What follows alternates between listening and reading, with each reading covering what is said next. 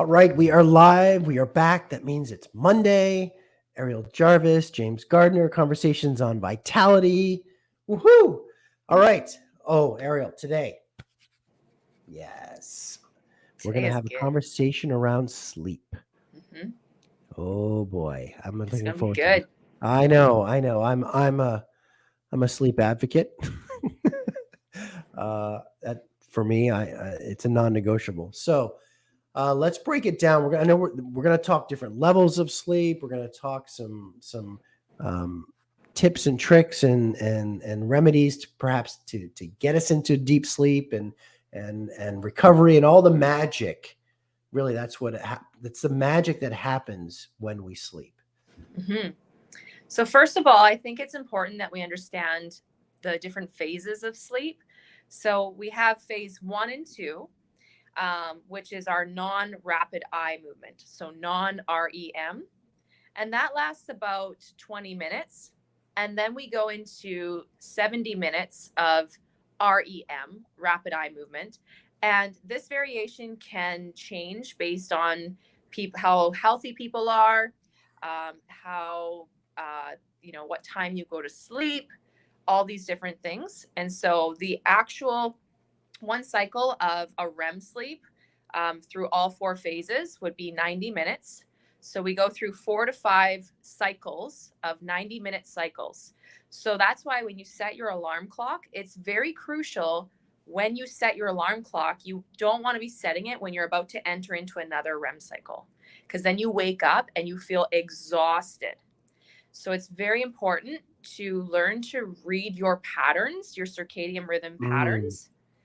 So there are apps out there. There are different technologies out there that will actually be able to tell you when you go into your REMs. And then that's when you want to set an alarm. And so that way, when you're waking up, you're coming out of your last 90-minute cycle and your cortisol is actually high and you feel like on top of the world. You feel like you have so much energy. It's crazy. Um, Also, making sure that you go to sleep before 11 p.m., as we discussed, because of the ghrelin hormone, and making sure that you're not getting up before 5 a.m. That's really critical. Those of you that are getting up at 4:30, what happens is your body goes through different phases of cleaning phases. So certain organs will get missed Mm. from detoxification if you are not allowing it to go into that rest and repair state. So those of you that get up really early, well, what do I do? Like I work night shift or I have to be up at 3:30 in the morning. Unfortunately, the REM cycles, the circadian rhythm, it works with the earth. And so it's not something that you can just fudge your way around and just, go based on any sort of cycle. It has to Mm. do with the sun and the moon and the earth. And so you might need to just, if this is something serious for you and you want to really take hold of your health, maybe night shift is not for you, Right. right? If your health means more, then there's just no way around it. Let's break down just some bare facts in terms of sleep. What's a perfect scenario? Take us through what should we have for sleep? Yeah. So, step one is making sure that you are not eating or drinking 2 to 3 hours before you go to sleep.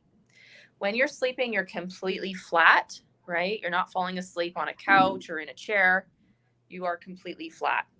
Making sure that once you are entering your state of you're still in consciousness, that is during the non REM first and second.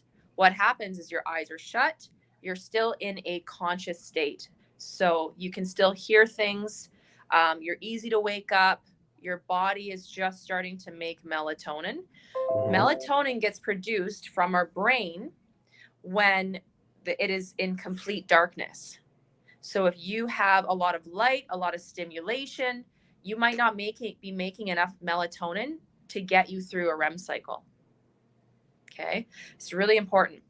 Some people struggle with different things, and we'll jump into that shortly. But I'll just walk you through what an actual healthy sleep cycle looks like.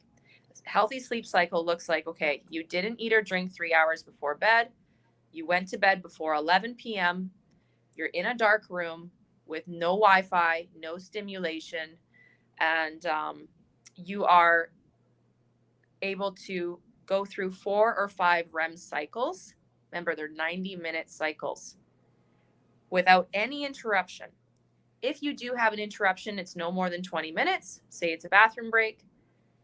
And then being able to wake up sometime after 5 a.m. So ideally between 5 and 7 a.m. Because the bowels thrive by releasing or be around 5 to 7 a.m. Mm-hmm. All of a sudden now your cortisol is high for about an hour, making sure you hydrate and you start your day. Mm-hmm. Now, so with women in particular, because as we know, I've discussed, I work with a lot of women. You have a lot of female patients. A lot of women, and maybe a hormonal thing, I don't know. They're on like that 2 to 3:30 bandwagon every night. So why? So and I don't know if it's men too. All I know is from the women that I talk to, it's something that's pretty prevalent. So why is that? So it's not for every woman that's going through hormonal changes.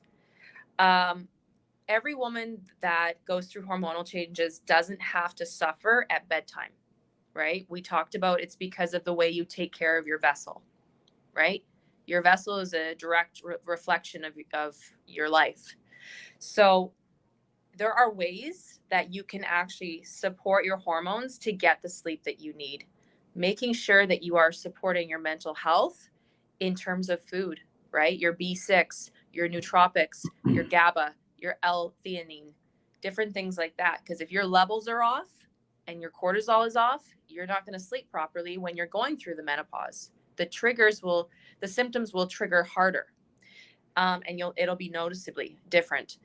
The other thing is having poor gut health management. Seems to be a fine line between 40 to 60 where some individuals, some women will just kind of let themselves go and they just eat whatever makes them feel good. Mm.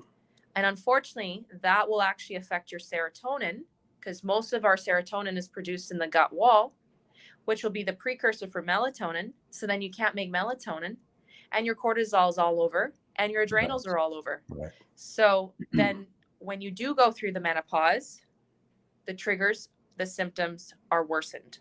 Mm-hmm. Mm-hmm. So you need to learn discipline when you're going through menopause so that you can enjoy menopause and not suffer through it. Okay. In terms of the cycles, so the 90-minute cycles, which I find is fascinating, and it makes a lot of sense too, because I think we've all been there where, excuse me, we wake up early and we're like, oh, I feel pretty good, but I don't want to get up yet, because it's just too early. But even though you probably woke up at the end of a 90-minute cycle, then we go back to sleep. And then when we wake up, we're doggone tired, and I deal with that. I mean, a lot. And so what you're saying is realizing awareness of our own rhythms, understanding our own biological sleep patterns. And then if we do want to play with the alarm when we want to get up, we need to be mindful of that 90-minute window to optimize how we feel when we get up. Mm-hmm. That's fascinating. Yeah, coming out of the 90-minute cycle properly will really help you optimize your day. The other thing that people don't realize too with your REM cycles, so you have your non-REM, which is your conscious state, and then your REM cycle, which is your unconscious state. That's when all the repair happens. That's when all the beauty happens. Okay. You are literally laying there. You are twitching maybe a little bit. So twitching is in the non-REM. So the twitching happens in the non-REM because the central nervous system is shutting down. The brain is shutting down. You're going into that unconscious state. When you're in that unconscious state, you are dead still. you're not moving, you're like a dead body. And what's happening is your body's taking all that energy and it's working through cleaning and supporting all the little micro tears from your day, or all the toxins that you've absorbed throughout your day, or supporting the gut microflora, or removing any plaque buildup along the organs and the membranes and the brain and all this fun stuff, putting back all the minerals that you used up in just the mechanics of your day, putting back everything. So that's like your little, going back and just taking care of everything. And then when that's all done, then it goes through another checkpoint. You go back into the twitching, come out of consciousness a little bit, and then you go back in. So it's like a wave. Yeah, I mean, that is where the magic happens. Your body recovers, resets, adapts. And, you talked about that deathly sleep. I always look for those sleeps where, like, I wake up and it looks like I literally didn't move. Like, the covers are exactly how I fell asleep, Yeah. Those are the best. They're the best. I know. They're the best. And so I do want to talk on supplements. Also, though, I want to take it back, though, to detoxing and organs. So correct me if I'm wrong. I think it's Chinese medicine, whereby every organ, if you will, has a certain window during the sleep cycle that it's that window. It's like the golden hour of the liver detox or so forth. That's true, I assume. Yes. Is that correct? Yes. Okay. Yes. So you start off with the liver and the pancreas around between 2 to 3 a.m. So those of you that are waking up between 2 to 3 a.m., take a look at your alcohol intake. Take a look at your water intake. Take a look at your sweets and your carbs, right? Are you eating the amount of carbohydrates that you need, or are you excess carbohydrates, which is getting stored as glycogen in your muscles, and then it's creating inflammation and it's feeding the bad microbes in the gut, and then it's going to throw off your serotonin, throw off your melatonin, right? So all these fun things. And then also taking a look at your kidneys, which is around 1 a.m., taking a look at your brain, which is around 4 a.m., and taking a look at your intestinal tract, which is around 5 a.m. So making sure that you are going through these phases properly, and your body will skip a phase if it's still digesting. So if you ate right before bed, it takes about 2 to 3 hours for undigested food to leave the stomach wall if you're not sitting upright. When you're sitting upright, it's a lot easier because gravity pulls everything down. But when you're flat, it takes a way longer to get that food digested and then used up properly instead of having it rot in your belly. That's why most people, if they eat too late and they have a poor eating cycle, they eat too late or they eat really big dinners and they don't hydrate properly, and they don't have a bowel movement before they go to bed, then in the morning, they don't want breakfast. They're not hungry. And then they don't eat all day. And then the cycle continues. And it does affect their sleep because now they're holding all of that toxic sludge in the intestinal tract, and they're digesting while they're sleeping. And if you're digesting while you're sleeping, you skip the REM cycle completely. You just lay there. You don't actually go into the REM cycle at all, not even once. Wow. So let's say we ate something, went to bed. You're saying it takes 2 to 3 hours when we're laying down. So in effect, you could be missing up to 2 full REM cycles. But by then, your body, now there's so much activity going on with the microbes and everything like that, your body doesn't actually sleep anymore. So your body cannot go into the unconscious state. You can go into the first and second portion, but not the third and fourth, unless you just making sure that you are not eating before bed. That's why a lot of people wake up and they are extremely exhausted. Okay, so here's a question for you. How then, knowing ideally there's a window that we want to finish eating before we go to bed, how do we then deal with when we're hungry? So I have this, and I'll just use myself as an example. I am one of those people that can eat something and go to bed and sleep like a rock Hmm. 9 times out of 10. Might not be great sleep, as we're saying here. However, um, if I eat early, I can go to bed, but if I go to bed and I feel that my stomach's hungry, it wakes me up in the middle of the night. Hmm. So what do we do? I mean, is that just a mental thing, or how do we know? Like, Yeah, so there's two things. Timing is everything. So making sure that you're eating not too late, but B, it's also there's little hacks that you can do, and we love the hacks. Everybody needs the hacks. So the hack is number one, being active. If you're active, the metabolism speeds up, and what happens then is when you eat the digested food, I mean, when you eat the food right before bed, your stomach builds up a large amount of hydrochloric acid and pepsin, a excess amount where you can break that all down really quickly, and it will go into the out of it will leave the stomach. And so you won't have to wait that 2 to 3 hour window because I know you're active. The second thing is it's what you eat before bed, right? So if you were to say sit down and eat a big large plate of nachos before bed, or pound back, a 2 liter of pop and a large thing of pizza, right? Different story than you having a protein shake before bed, right? So, or a little bit of yogurt or a little bit of fruit. Food has different transit times also. So it's what you eat and how much of it you eat. If you had a little nibble before bed and it was an apple takes 15 minutes to leave the stomach, right? So it wouldn't really matter, right? So you could eat an interesting. apple, you could Unlike eat the unlike berries. a donut, having a donut before bed. A donut takes 2 hours. So There you starchy go. carbs take 2 hours. If Wow. you had Big a difference. steak, it takes 4 hours for the steak to leave the stomach.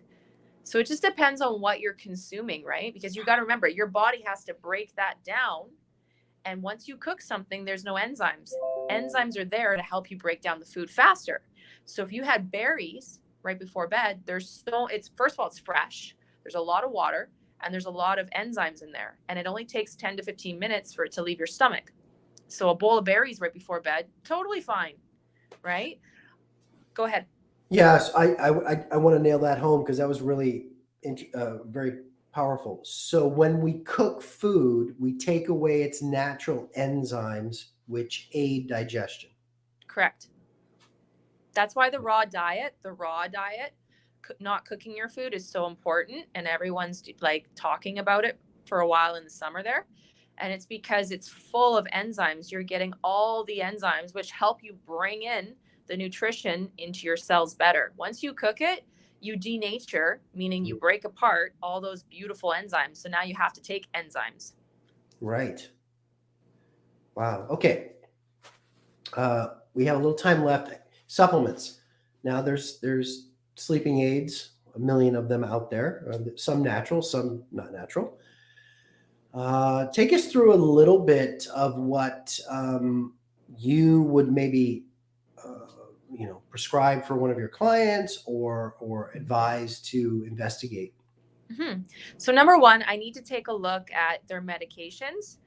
If you're taking antidepressants, anti-anxieties, or antipsychotics, then the next two supplements that I'm about to recommend are not for you.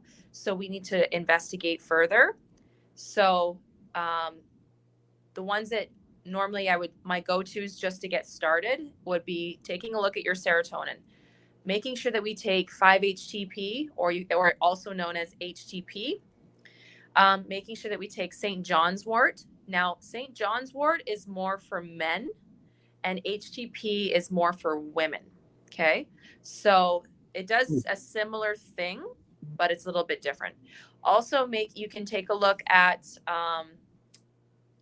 making sure that the individual is taking in nuts like pistachios or cashews, because that will help the body make the melatonin for later.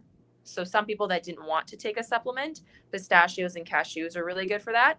And believe it or not, but oats, gluten-free oats, actually help your body produce tryptophan, which is why, and turkey, which is why we get that, that kind of tired feel afterwards. So those are my 4 top foods. My 4 top supplements would be HVP, hops, valerian, passion flower, herbal CA, which also has the skull cap, the GABA, and the passion flower.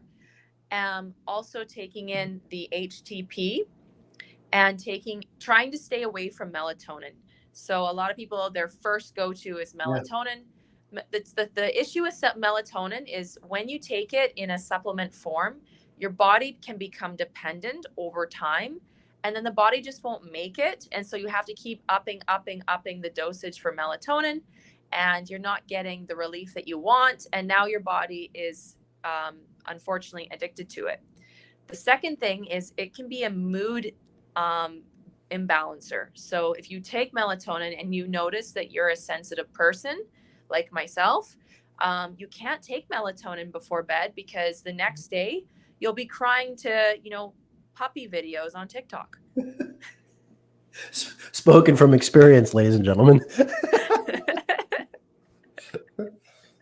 Wow, interesting, because I mean, even for me, with some of my clients, melatonin's like top of mind of me, of things to say. You have to be very careful with melatonin. It's very addictive. Yeah. And just making sure that you are getting proper guidance, because age plays a factor and medications play a factor. Yeah. Now, what about a magnesium too? Because I know that's somewhat of a relaxant, a muscle relaxant. Yeah. So a lot of times people have a hard time with, once you're in bed, your brain doesn't shut off. Yeah. We feel wired but tired, and we can't seem to wind down. So magnesium will work on the central nervous system. It will also relax the body, so you don't have like the crazy amount of twitching. I had a client who would like literally kick his wife sometimes when he started going into his REM sleep, because his body was just so hyped up on adrenaline all day, right? So much coffee. He was a construction worker, so he's just go, go, go, go, go, right? So when he finally hit the sheets, it was like his whole body was just vibrating. So magnesium, there's 4 different types. My go-to is biglycinate, and I like the complex, and I also like the citrate for bedtime.